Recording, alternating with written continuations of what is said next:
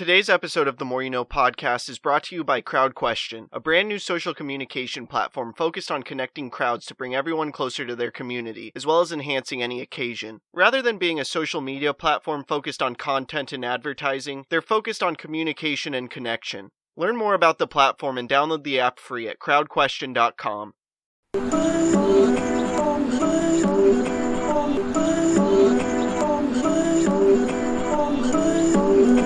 I'm just trying to make it all make sense. Today's More You Know podcast.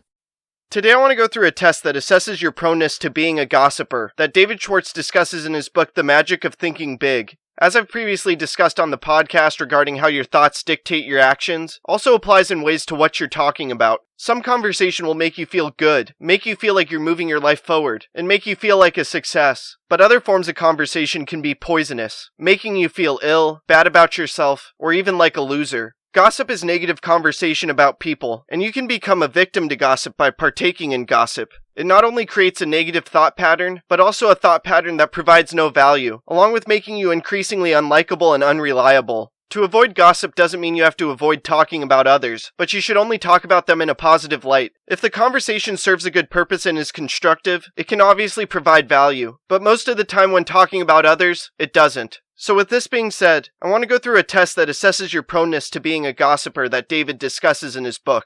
The test is a series of 8 questions you should ask yourself. First is, do I spread rumors about other people? Second is, do I always have good things to say about others? Then third is, do I like to hear reports of a scandal? Next, fourth is, do I judge others only on the basis of facts? Fifth is, do I encourage others to share rumors with me? From there, sixth is, do I proceed my conversations with don't tell anybody? After that, 7th is, do I keep confidential information confidential? And finally, 8th is, do I feel guilty about what I say concerning other people? When it comes to how you should answer these questions, the right answers are quite obvious.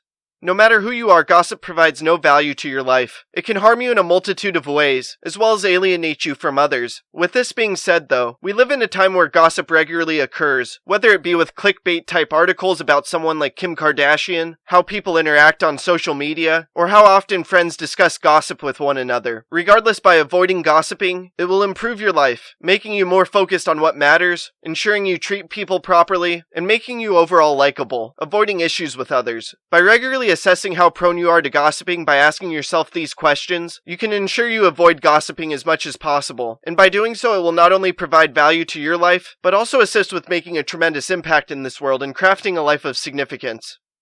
I hope this talk makes a positive impact in your life. Please subscribe to the podcast wherever you are listening or watching it. Check out other episodes. Leave a review. Follow the podcast on social media at More You Know Pod, and sign up for CrowdQuestion to ask me questions about the episode. Again, thank you for listening as we propel through podcasting with The More You Know. I'm